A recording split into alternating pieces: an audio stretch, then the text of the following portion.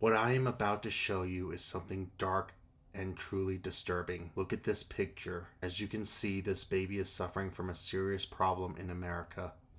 A moment of silence. The problem is Thanos keeps snapping his fingers at the worst possible time. Oh! Imagine if a baby got blipped out of their mother's womb before being born. Her stomach would probably look like a shriveled up prune. Then, once the Avengers finally defeats Thanos, the baby would blip back into her womb. The baby would probably burst from the stomach like one of those xenomorphs from the Alien franchise. Either that, or the mom could be pregnant with another baby, and once the baby would go back into the womb, they could both be unidentical twins. Wouldn't that be something? Now, into the show.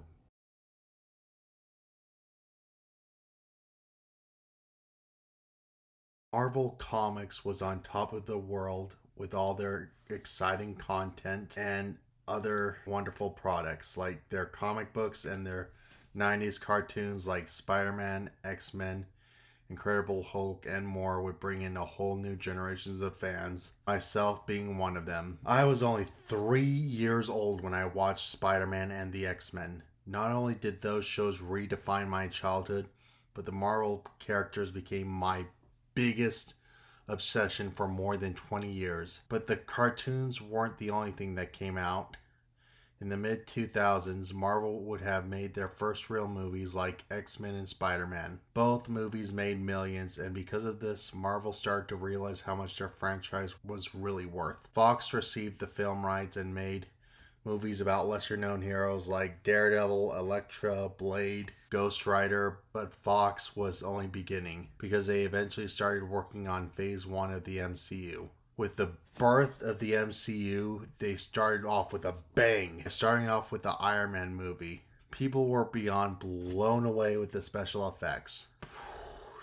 And even Robert Downey Jr. as Tony Stark. But they didn't stop there. As the years went by, almost every movie the MCU ever made had grossed more than $1 billion per movie. Not only were the movies successful, but the comics were also on a winning streak. Every year we would get these summer events that would also act like blockbuster hits. Civil War, World War Hulk, Secret Invasion, and even Siege. When it came to the comics, fans like me only complained about all stupid things, like how prices were increased by $1 or simply being so possessive of the characters that we would become hostile towards writers and editors about how they would portray our beloved characters. Boy, I really miss those days. Think of that terrible episode in The Simpsons when Mr. Skinner was exposed as a fraud by impersonating the original Mr. Skinner. The reason he did that was because he wanted to avenge his fallen comrade who allegedly died in the Vietnam War by having the original Skinner's dream live on through him, and most importantly, sparing Skinner's mother from having to deal with the grief. That episode was so terrible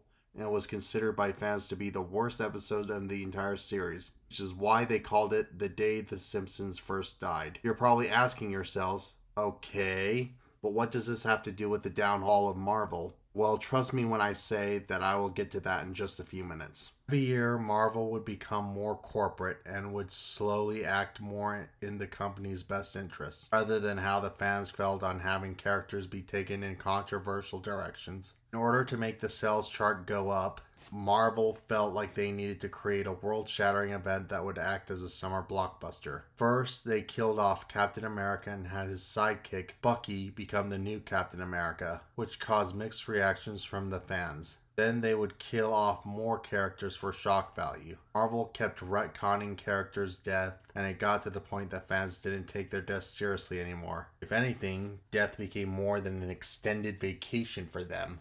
Things would get even worse from there, because Gwen Stacy, who was Spider-Man's first true love, was retconned by Joe Quesada into having an affair with the Green Goblin, and as a result had 2 children with him. This was a huge slap to the face for all Spider-Man fans, because we knew that was completely out of character for Gwen. I mean, honestly, what was up with that?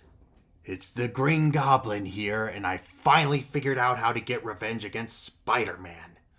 I may not be able to beat him in a fight, but I can get back at him by knocking up his girlfriend. Take that! However, the day Marvel first truly started to die was during the story One More Day, when the editor-in-chief of Marvel Comics, Joe Quesada, and his team of editors and writers had Spider-Man retcon his marriage with MJ, his wife of more than 20 years. They felt like Spider-Man was getting too old, having him portrayed as a high school teacher in his mid-30s. They felt like they could make more money by portraying him as either a teenager in high school or a young adult in his early 20s who dated random women. So they had MJ and Spider-Man make a deal with Mephisto, which was Marvel's version of Satan, to retconning their marriage. So Spider-Man's identity would go back to being a secret, and Aunt May's life would be saved from the injuries she got from the assassin who was looking for Spider-Man. Most of the fans were outraged and formed a strike by unsubscribing to the Spider-Man comics until they had Peter remarry MJ. Even the writer of One More Day wanted his name taken off the book because it was portrayed so terribly. This was the day Marvel first died. Disney would spend a total of $4 billion to buy Marvel. At first, people were extremely worried about how this would affect their beloved characters. They hated the idea of Marvel characters who would be used in preschool shows or even guest stars with characters like Mickey Mouse and Phineas and Ferb. Some of them even went so far as to boycott Marvel, which didn't get any traction. One of the first things they did was cancel our favorite animated TV series like The Spectacular Spider-Man, Wolverine and the X-Men, and Avengers: Earth's Mightiest Heroes. However, in exchange for that, Disney and Marvel were on a winning streak with the MCU when they had the Avengers,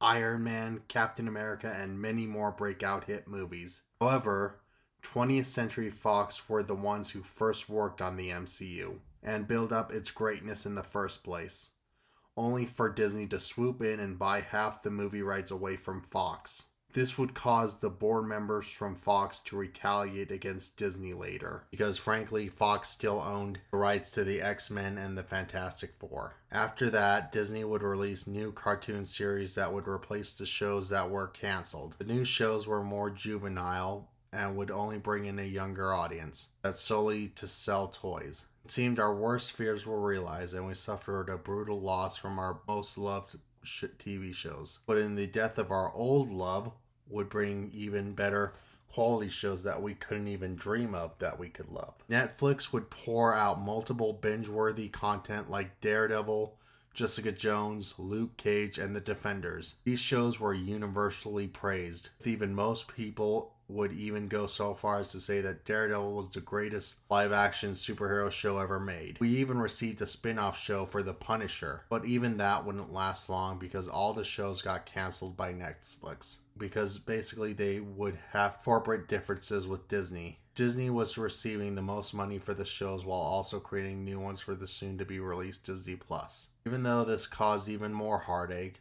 little did we know things were about to get even worse from here. It all started with two movies which were the first to ruin Hollywood. The first one was about the reboot of the Fantastic Four. It stirred up so much controversy over having Johnny Storm being played by an African-American actor named Michael B. Jordan, even though Johnny was originally a Caucasian man with blonde hair. They also completely ruined the main villain of the movie, Dr. Doom. In the comics, he was a dictator who had godlike powers over both science and magic. However, in the movie, he was portrayed as an antisocial nerd who played video games in a dark room. There were other things that the fan didn't like about the movie, which would possess the fans to make hateful messages at everyone involved with the film. Josh Trank, the director, was so livid at the backlash that he received from the fans that he blasted the haters online, calling them nerds and bigots who lived in their mom's basement. He received death threats from the haters, which he told the world that he started sleeping with a weapon and had no problem using it on anyone who crossed him. Josh Trank was also furious at Fox because he hated all the changes that went against his creative integrity. He would continue to act childishly by destroying Fox property. Then the time finally came for the movie to be released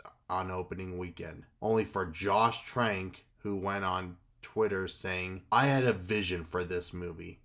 It would have been fantastic. That's reality, though. Once people heard that he said it about the movie, it sabotaged it even further. Once the movie was finally released, it bombed at the box office. Fans around the world cheered at the film's demise. The worst thing about all that was that it turned out that the only reason Fox had the movie made in the first place was because they wanted to keep the film rights to the Fantastic Four from expiring, preventing it from going to Disney. Which, like I said earlier, Fox had a lot of ill will towards Disney for buying away the Avengers and the MCU away from them. So yeah, that movie was mostly made out of pure spite. The second movie was the female-led version of Ghostbusters. I won't go into that one too much because I feel like both movies should be explored during a different video one day. However, what I can say is that it gained even more hate than the craptastic Four. People were slowly starting to see a pattern, as everything from Hollywood would have the same message about political correctness, and even hating police and white people in general. Even to this day, a lot of people keep scratching their heads wondering why Hollywood was becoming so repetitive with their content. Little did we know the conspiracy surrounding it. Despite it being a lesser-known company, BlackRock is currently the richest company in the world. They have political connections around the world and are the major shareholders of almost all the existing companies. It would soon order Hollywood to become more inclusive by adding diversity characters to replace legacy characters from franchises like Terminator, Lord of the Rings, Star Wars, Star Trek, DC Comics, and you guessed it, Marvel. They claimed that this was to reach out to a larger audience around the world. However, all this did was alienate the already existing fans. Marvel Comics would slowly retcon the characters' sexuality like Iceman, Kitty Pryde, Star-Lord, and many others. Before we knew it, every existing franchise in America would contain political bias or spend most of their time focusing more on the message than the quality of the projects. They began catering and giving in to social justice warriors and cancel culture. Anyone who didn't agree with them would be canceled. Anyone who gave their movies or show a negative review would be called a bigot from the people at Hollywood. Professional critics would become forced by the Hollywood elite into giving biased reviews in fear of being canceled or unable to be allowed to review content at all by not getting invited to movie screenings. In March 20, 2019, Disney would finally end their feud with Fox by purchasing the company for a total of $71.3 billion, which was significantly more than what Disney paid for Marvel and Lucasfilm combined, with both companies being bought for $4 billion each. The main reason Bob Iger did this was because Disney would finally own the rights back for the X-Men and the Fantastic Four, which was worth billions. However, all this did was put Disney in a serious amount of debt, which didn't seem worth it to them anymore. Once Avengers Endgame and Spider-Man Far From Home would finally be released, the MCU finally wrapped up Phase 3 and would slowly bring in brand new heroes to replace Chris Evans, Captain America, and Robert Downey Jr.'s Iron Man. Unfortunately though, things went completely off the rails once the pandemic hit in 2020. All the movie theaters were forced to close for most of the year, so Marvel was forced to push back the Phase 4 movies until 2021. During March, after they closed down, and in the first quarters of 2021, Disney laid off an additional 28,000 employees, which added together for a total of 60,000 employees. That's basically the size of an entire town once you think about it, which is insane. 2020 would prove to be the worst year Disney had in over half a century, because Disney lost a whopping $6.9 billion, which would leave a financial scar on them financially. In February 2021, the box office would continue to suffer a decline. Most people did not want to risk life and limb just to go to see a movie, even if it was a Marvel movie. Disney had to come up with a backup plan, so they decided to put Black Widow on Disney Plus the same day that the movie would be released in theaters. This would prove to be a massive mistake, because not only was it more easily pirated by putting it on the internet, but parents would rather go with the cheaper option of spending only $20 for rental fee, that they wouldn't have to spend $50 or more just to take the whole family. Due to the poor decision, Disney only made $379.8 million from Black Widow. Disney made barely any money, so they tried to weasel out of paying Scarlett Johansson the money. Boy, she did not take that crap lying down, so she hired a team of lawyers and sicked them on Disney. In the future, we had flops like Shang-Chi and Wakanda Forever, including mediocre shows of Disney Plus like Hawkeye, Loki, Falcon and the Winter Soldiers, and even Secret Invasion. Also, how arrogant celebrities like Mark Ruffalo, Chris Evans, Samuel L. Jackson, Brie Larson would keep gaslighting their fans. They would call us incels, trolls, nerds, and worse, racists. They would demonize anyone who either gave a bad review or didn't even agree with their political agenda. This would only drive away even more customers, them feeling alienated from the company that they once admired of all things. Before they knew it, 11 million people unsubscribed to Disney Plus. In February 2023, Disney laid off an additional 7,000 employees last year, which was sad because people were paying the price of the company's poor decisions. As for Spider-Man, Disney couldn't mess him up even if they tried. Sony still had creative control over the Spider-Man franchise, and Sony is owned in Japan. BlackRock doesn't seem to have any connection to them at all, therefore had no power over them. As for the comics, Spider-Man was doing better than ever. Nick Spencer, one of the best writers currently working for Marvel Comics, was a very loyal Spider-Man fanatic who wanted to make the fans happy by giving their great writing to his work. The best thing he ever did for the series was retconning the Sins Past story that I previously mentioned. The story went into details on how Norman Osborn never had kids with Gwen Stacy. Instead, Nick revealed it was Harry Osborn who wanted revenge against Spider-Man and Norman, his dad, for not only putting him in the middle of his conflicts, but also hurting his dad once Harry found out that Norman sold Harry's soul to Mephisto just so he could become both the Green Goblin and one of the most successful businessmen in the MCU. My favorite quote from the story was when Norman asked, "I never had kids with Gwen?" And Harry responds by saying, "Get real, Dad. She was too classy for someone like you." Oh! As the Sinister Wars ended, it was hinted that Spider-Man was going to propose to MJ and would live happily ever after, but everything changed once the Fire Nation attacked. Zeb Wells eventually took over a year later, already screwed over Spider-Man for the first time since One More Day. For those of you who don't know who Zeb Wells is, he was one of the writers who worked on Spider-Man with a group of other writers known as the Brain Trust. They were the ones who insisted that Spider-Man should have his marriage be retconned in One More Day. During the first comic he worked on, he revealed that MJ not only dumped Peter, but she also started a new family with Paul and even adopted kids of their own after they fell in love in an alternate dimension. Not only was Spider-Man cucked, he was also emasculated in front of MJ and Black Cat once his robe fell and showed his Spidey undies. On a side note, as Peter and Black Cat showed up at the spa prior to the emasculation, MJ showed up with Paul and was like, "What are you doing here, Peter? Are you stalking me now?" Zeb Wells joked how he knew fans were going to hate him for the breakup. Marvel went so far as to release an article to the press saying that they hired bodyguards for Zeb Wells at Comic-Con in case some nerd would assassinate him. As if any of us would do such a horrible thing. Who do they think we are, Dave Chappelle haters? Back in 2023, during the Fall of X storyline, Marvel retconned Nightcrawler's origin by having Destiny be the mother and Mystique be the father instead of Azazel. Fans were pissed that Marvel had the audacity to make such a brazen retcon. I mean, honestly, look at how Destiny is giving birth to Kurt as she tries to give birth at her backside.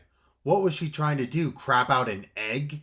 Add insult to injury, Mystique twists the knife for the fans by saying, "I didn't want to have you, Kurt. I wanted a girl." Don't get me wrong. I am fully aware that this story was originally meant to be Nightcrawler's real origin. After all, that's how Chris Claremont originally wanted things to play out. But unfortunately, Marvel just wasn't ready for the representation just yet. That being said, Jean Grey wasn't supposed to be killed off during her first death back during her trial, But Chris admitted that things worked out better that way, since she rose from the ashes of death like the phoenix. So that being said, why couldn't Marvel just let sleeping dogs lie by letting Azazel remain Kurt's dad? After all, Nightcrawler inherited Azazel's teleportation, so I believe things worked out better that way. As for the Marvel movies that took place in 2023, things were still going downhill. Ant-Man 3 made less than $500 million, which was barely enough to cover its production budget, let alone to make a profit. Secret Invasion, starring Samuel L. Jackson, should have been an instant classic, only to turn out to be the lowest rated MCU show on Disney+. Guardians of the Galaxy 3, on the other hand, managed to make a good profit with over $854 million. But I don't think Disney excess were breaking out the champagne, considering how much the ticket prices went up, along with other expenses. The biggest success with the superhero franchise to date is the Spider-Man Across the Spider-Verse, which made almost $700 million compared to only costing Sony Pictures $100 million to make and advertise. That's great and all, but unfortunately, Disney lost profit for their superhero movies in 2019 by a whopping 69%. One of the most recent superhero bombs was Madam Web, which was one of the single worst superhero movie ever made.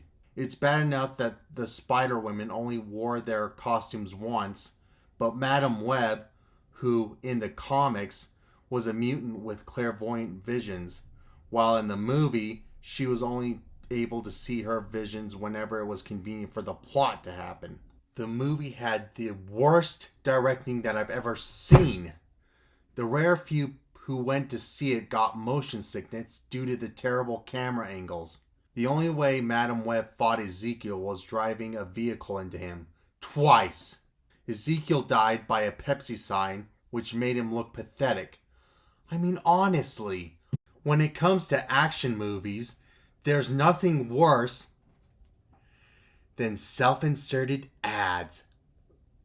It's been 2 years since I first worked on the video, and ever since then, Marvel has only gotten worse. I thought maybe, just maybe, they'd pull it together. But no. Marvel decided to treat every failure like a multiverse variant. What if we failed even harder? Let's start with the cinematic crimes. Because these movies didn't just underperform, they went full Thanos snap on Marvel's reputation. Let's start with the Marvels, which proves that even 3 superheroes can't save one sinking ship.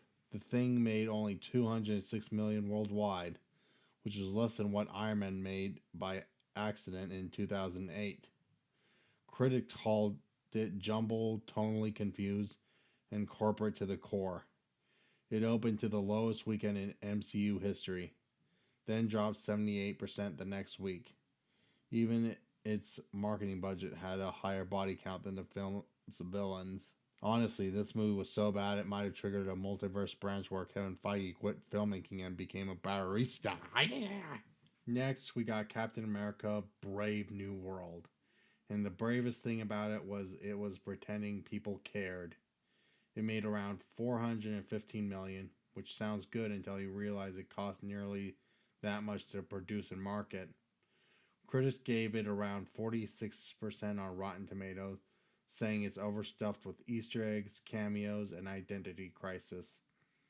The new Cap deserved a fresh start. Instead, he got a corporate focus group PowerPoint disguised as a movie. Another thing I didn't like about Captain America was the fact that basically they portrayed Thunderbolt Ross as an algorithm for Donald Trump. And it's become so exhausting having to see Donald Trump appear in everywhere that's made by TV shows and movies that are made by liberal Hollywood, basically. It gets so old and repetitive, it's like they're trying to brainwash us. Ooh. Thunderbolts was Marvel's big anti-hero movie, except they forgot the hero part. This thing limped to 382 millions worldwide, which in Marvel math means not great, Bob. It wanted to be edgy, dark, funny, but it ended up being none of the above. The only thunder it brought was the sound of empty theater seats echoing back disappointment. Despite my harsh criticism of it, I feel like it was one of the best. It was easily the best Marvel movie of the year, which is a low bar, I know. But I loved the Sentry as an intimidating villain. He sort of filled a great role similar to Thanos, but not quite as big on a scale. I loved how the villains had to come together, but it was kind of stupid how they started calling themselves the New Warriors. I mean, the New Avengers. And it just seemed goofy that they tried to steal the Avengers name at the last minute. It was so stupid that Disney renamed the entire movie into the New Avengers just to get more people into the theaters. It was totally cringe and never should have happened. Last but not least, there's Fantastic Four First Steps. Ah, the Fantastic Four, or as I like to call them, the Mediocre Four. Marvel promised that this would be their redemption arcs after their more recent terrible movie with Michael B. Jordan as the Human Torch. Instead, they tripped on their own first steps. Get it? The movie opened strong but dropped 66% by week 2, faster than Reed Richards' Dignity. Critics said it was inconsistent, uninspired, and had villains so forgettable even AI couldn't summarize them. The first steps were really just baby steps off a cliff. One of the biggest things I didn't like was how they sex changed the Silver Surfer into the Silver Surfer's wife who took on the role. They only did that was for them to have the Human Torch do something after the Invisible Woman emasculated him by saying that he's bitterly single. Once they tried to hook up, it just felt like their relationship was lifeless, and by the time she redeemed herself, we couldn't help but ask why she couldn't just think of that sooner and just do the right thing sooner. However, one of the few things I am grateful for when it comes to Fantastic Four First Steps is that they finally did Galactus right. They finally did him justice instead of turning him into yet another giant fart cloud in space like Fox did in the Rise of the Silver Surfer movie. That was a major improvement, so I'm thankful for that. If movies were bad, the Disney Plus shows said, "Hey, hold my CGI." These shows made me nostalgic for Agents of S.H.I.E.L.D., and that's saying something. Let's start with the worst offender, Ironheart, or as the internet lovingly calls it, Iron Shart. This show is so bad, even the algorithm gave up. It didn't make the top 10 on streaming when it launched. Critics said it was clumsy, over-emotional, and a total disrespect to Tony Stark's legacy. The writing about as subtle as a hammer made of cringe. They even dropped Mephisto in the finale like a panic button. Quick! Maybe Satan can fix the ratings. So they sold their soul to Satan/Mephisto, hoping he could make a cameo appearance, but the devil cheated him because he knew the show was terrible either way. Seriously, Ironheart might be the first show to make armor feel soft. Yeah, Ironheart was by far my least favorite MCU show because she had all this potential to become a self-made billionaire like Tony Stark, but instead she kept bitching about how she never had wealth growing up like Tony Stark did, so that made her even better. And she could have sold some really good gadgets to the public, but instead to the corporations as well, but instead she would rather steal money alongside the Hood and his gang rather than make an honest living, which she knew she had plenty of potential for. So why the hell didn't she just do it? So infuriating. Did you see how many characters were race swapped and character assassinated? They turned the Blood Brothers into the Blood Siblings, which basically had one woman and one trans man, which made them think that they were empowering, but they just looked stupid as hell compared to their comic book counterparts. But even worse, they turned the Slug into this! Ah! She is the worst superhero I have seen in a long time. Hands down, she had no potential whatsoever. Secret Invasion was supposed to be Marvel's dark, mature spy thriller. Instead, it felt like 6 episodes of people whispering exposition in dim lighting. It's been called the worst MCU show to date, but keep in mind this came out in 2023 while Iron Shark came out in 2025, so it beat that show by a mile. The tension gone, the pacing non-existent, the big mystery, why did they even make this? It's like they tried to do Winter Soldier again, but forgot to add the good part. Samuel L. Jackson is clearly aging in this movie because he's constantly sitting on benches out of breath. And they introduced a brand new female superhero Skrull who's by far more powerful than Captain Marvel and the rest of the MCU combined. And she's going to do absolutely nothing with all that power. So, what is the point in her character existing? I mean, honestly. Then there's Miss Marvel, which wasn't a complete disaster, but it was pretty darn close. The show looked good, had energy, and even a likable lead, but the story collapsed faster than a souffle in a thunderstorm. Every emotional moment was immediately buried under bad pacing, weak villains, and some of the most awkward dialogue this side of Thor Love and Thunder.